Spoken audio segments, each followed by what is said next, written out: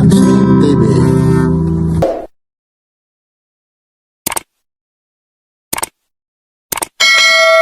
Ito po, araw na naman ng linggo po ha. Nandito naman tayo. Ayun po yung video, Carmen Plana, Zaragoza Street. Dire-diretso na. Wala nang palakoy-palakoy, sabi sa Bisaya.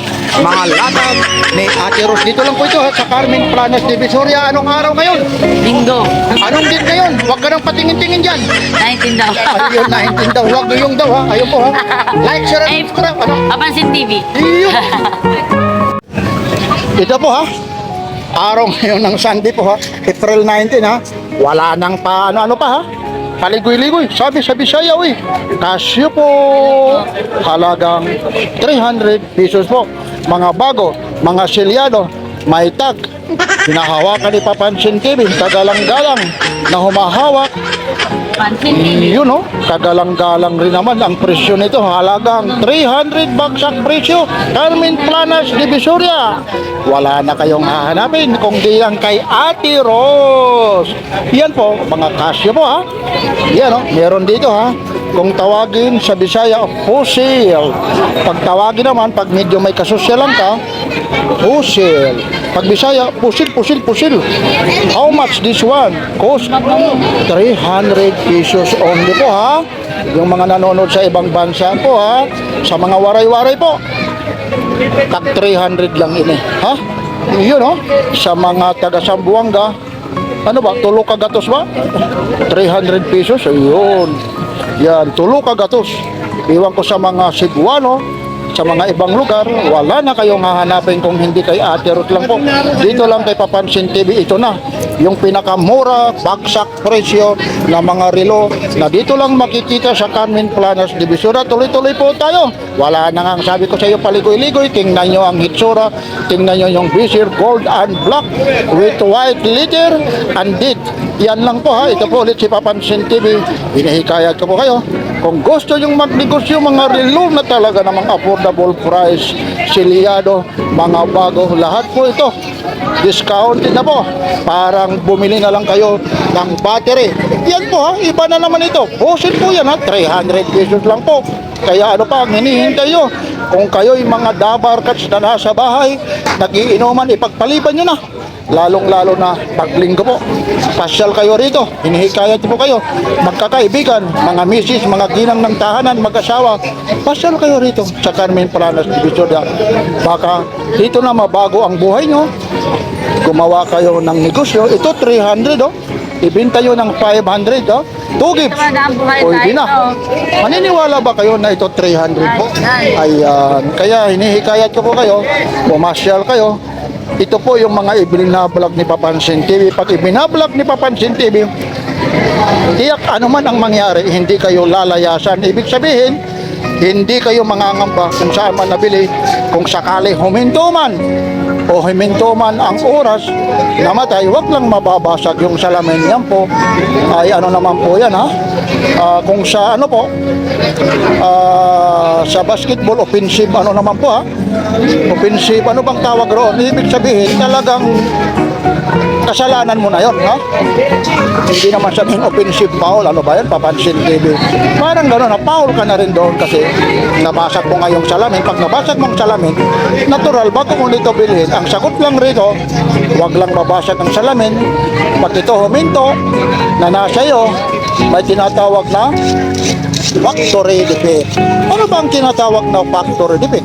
Ang factory defect, pag nabili mo, umaandar dito na minsan, ang nangyayari, humihinto, yan po ang factory defect. Papalitan mo, 300 po ha. Marami po ito ha. Magsasawa po kayo sa mga 300 pesos. Ito naman ha, stainless ha. Kita nyo ha, seryado. Tag 300, inuulit ko po, wag na muna kayong mag-inuman dyan. Yayain mo yung mga dabarkas, magkukumpare.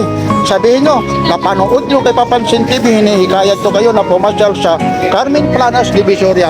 Ito po yung Carmen Planas Divisoria, yung mga naghahanap, ayun marami na nagtuturo sa akin kung sino rin sa Papansin TV, mga naghahanap na mga relo na mga affordable price po. Ito na po, yan na po ha, yung Carmen Planas Zaragoza Street. Kaya ano pa ang hinihintay nyo? Hinihikayat ko po kayo na pumasyal kayo rito. Baka dito na yung pagbabago ng buhay nyo. Magnegosyo kayo. Ay, good morning po ha. Ito po, mga arado. Yan oh, Coach. Yan oh, 300 din po ito. Yan oh, kaya nga, Makapalakas. hinihikayat ko po kayo. Ito hindi man natin mabuksan kasi po yung kamay ni Papansin TV, yung kabila po hawak-hawak yung camera ha. Hindi naman tayo big time na talagang ano, tawag nito na content creator na mayroon talaga assistant, pero kaya rin naman natin, pero nakakaya naman sa inyo. Minsan niya, kita mo yung kamay ko, madumi, nung nakaraan niya, nag-gloves ako, kasi galing ako dyan sa mga latak na yan, ha? Tinatawag na mga basura, individual.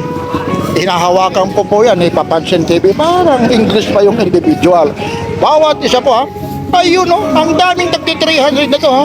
Nako po, baka nabubulahaw na yung mga kapitbahay po, ha? Alam niyo naman si Papansin TV, ha? Talaga naman, pag nag-vlog talaga, ha? Walang kaplastikan. Hindi ka pa. Service yung totoo lamang ipinakikita ang mga ladak na talaga naman parihas na pagpapahayag, pamamaraan, ipinablog ng maayos, garantisado kung magkaano ang presyo. Kaya hinihikayat ko po kayo, saan kayo makakakita? Silyado, nakasilupin, nakalak. Nakalak, ayun, ito, hindi naman nakalak, ha? Ayun po, may date. Tapos yung tatak, Rolex, yun, ayun, yung marking sa likod, Rolex. Kaya, wala na kayong hahanapin pa. Si Papansin TV lang po ito. Kaya hinihikayat ko po kayo, paulit-ulit pong sinasabi ni Papansin TV. Ito, mga totoong relo ito. Ang problema itong mga relo na to, hindi ito talaga yung original, mga nanggaya lang po ito. Pero itong mga relo na to, tumatama rin po yan sa oras. Pag ito po, hindi tumama sa oras, ay hindi po yung relo. Ang pagkakaiba lang parang ano po ito mga nanggaya lang po. Ayun Rolex 300 Ayun. Ayun mamadali naman tayo Ito, magkano ito? 500 lang. Ha? 500. Ito, 500. Ano bang tatak nito? Ricardo. Picardo? Picardo ba? Ako, hindi ko naman na-vlog ko to. Medyo natatakpan po ng ano. Ayun Teka lang natatakpan po yung, ayun, Ticarto. Hindi ko rin pwede rin tawagin Ticarto. Parang ano ito tawag nito yung Italian character ayun Ticarto, yun 500 lang battery operated po yun lang po yan. Itong Rolex mo na malaki 500 lang. 500 lang naman 500 grabe 500 wala na kayong hahanapin kay Papansin TV lang po hinihikayat ko pa lalong lalo na naman huwag na kayong mag-comment kung naninira lang kayo sa mga relo na to at inuulit ko po itong mga relo na to totoong mga relo ito pero ito mga nanggaya lang po hindi po ito yung mga lata kaya pasya lang kayo rito mga imitation lang mga nanggaya lang po kaya hinihikayat ko po kayo huwag na kayo kung may kakasama kayo ng loob dito lalo na kay Papansin TV kagabi may nag-ano na naman sa akin blinak ko na naman nag-comment huwag na kayong mag-comment kung may kakasama mag-heart na lang kayo mag-like na lang kayo kasi kung galit kayo ngayon dito sa mga relo na to sa susunod na mga binablog ko baka naman doon naman tayo magkasundo ang problema nagkasundo tayo doon sa isang iblinag ko dito naman yung mga na-vlog ko ngayon hindi rin tayo magkasundo ganun lang basta inuulit ko ako hindi ko naman pwede na sasabihin ko gusto yun ng mga relo ng mga FEKE pangit naman pakinggan yun ng mga idol kahit sino naman sasabihin o pasyal kayo rito sa Burautan mga latak ni Ate Ros mga relo ng mga nanggaya ng mga isulat nyo pangit naman po siyempre naman para kagalang-galang respeto at siyempre mga yung bangkasosyalan ito po ay sa English imitation pwede rin sabihin clone pwede rin sabihin ito po ay hindi mga original 500 may bato ka na, kumikinam-kinam na, pag ginalaw mo, yun oh, automatic ito. Ano ba ito? Hindi ko, teka lang ha. Ano ba ito? Battery operated? Ah, Yun oh, baka alam mo makakamali pa tayo. Baka mabas na naman tayo. Ayun oh, hindi tayo naman. Rolex. May mga bato. Brillantitos. Ayun oh, silyado po yung plastic na yan oh. Ayun ah, may mga plastic. Oh, ayun pa. Dito pang kagandahan no. Pag hindi ka pa nagmamadali, pag hindi ka pa masugatan dito, nako po. Ayun oh, naka-osli oh. Rolex ayun oh. Kita yun naman oh. Pabuksan mo nga Ate Ros. Para makita nila yung pinaka ano naman ito. Ayun oh. Kita nyo naman oh. Yun oh. Rolex po yan oh. Wala lang yung marking na Rolex eh. Baka pag nilagyan siguro ng ano ito, patatakan ng Rolex dyan na marking dyan. Baka lalong mahal eh. 500 din to? Ayun oh. Ayun siya oh. 500 oh. Kaya nga wag muna kayong mag-inuman dyan. Ipagliban nyo lang oh. Kasi dito hanggang alas 10 lang, alauna. Alas 12. Wala na, lalong-lalo na yan oh. Mamaya-maya ayun oh. Yan, re-reviewin ko pa. Babalikan ko pa nga mamaya yan. Ayun po.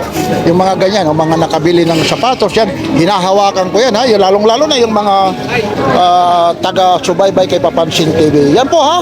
Inuulit ko po. Ito po ay hindi mga original na relo. Pero ito, mga relo po ito. Totoong relo po ito. Kasi po, bakit hindi sasabihin totoong relo? Eh, may orasan. May date. Tapos may strap. Tapos bago. Silyado. O, ayun po. Maliban dito, ito po. Kung hindi mo na gustuhan yung kulay gold, may ano naman po, stainless style po siya. Ayun o. 500 din po. Ayun o. Mga gumagana po yan ha. Yan o. Nako. Pag naka-Rolex ganito, lalong-lalo na sa mga probinsya, nasa baryo ka, kung saan ka pa man sulok ng buong mundo. Pag naka-Rolex ka, kahit imitation, ito nga yung sa akin, oh. Rolex po ito ha. Ito nga lang totoo. Ayun ha. Totoong relo. Pero ito, ayun, ayaw ko na lang magsabi po. Kasi pag nakabili ka ng relo, may relo ka, may imitation man o ano pa man, ibang klase po. Ito man mga tag 500 lang. Pag may relo ka, kaya nga po ang bawat isa sa atin hindi nakakabili ng relo dahil nga sa kakayahan. Lalong-lalo na kung bibili pa ng ano, mga original. Ang importante, may relo ka. Itong mga kasya mo, 300. oh, 300 din ito ha. Yan ha. Pati dito po kayo. Ayan. 300 oh. Tapos ito rin oh. Meron dito. Bosim. Malatag lang. Wag yan, wag yan. Siya ang parito. Ito na lang pang babae ito. Magkano to? 300 lang. 150. Magkano yan? 150. 150 Dati no? kay Ramin. Ito to, 3, oh, no, ito 300 lang po. Pero ganyan? 150. Ito, may inihalo rito. Kay Ramin yan. Oo, 150 oh. Ano ba naman sa Arangke? Arangke ka pa rin. 150 raw Ano yan. yan? May Kuya Ramin yan eh. Oo, yun. Day! Oh, ayun lang po ha. Yan lang po, inuulit ko po ha. Yung mga gusto ng mga relo ng mga affordable price. Ito po ulit si Papansin TV, hinihikayat ko po kayo ha. Pasyal kayo rito. Huwag muna kayong magtagay, yung magkukumpare. Yung mga magulang, mga galing sa simbahan, mga father and son, father and daughter. Yan, 150 na lang yan. Yan ha, pasyal lang kayo rito. Baka dito na magbago ang buhay nyo, magnegosyo po kayo. Ayun po, oy, maraming salamat po. Talaga naman maraming nagtatanong. Yan lang po, araw ngayon ng Sunday po, April 19, mga latag ni Ate Ros. Ate Ros, maraming salamat po. Thank you rin, Papansin TV. Like, share, and subscribe. Papansin TV.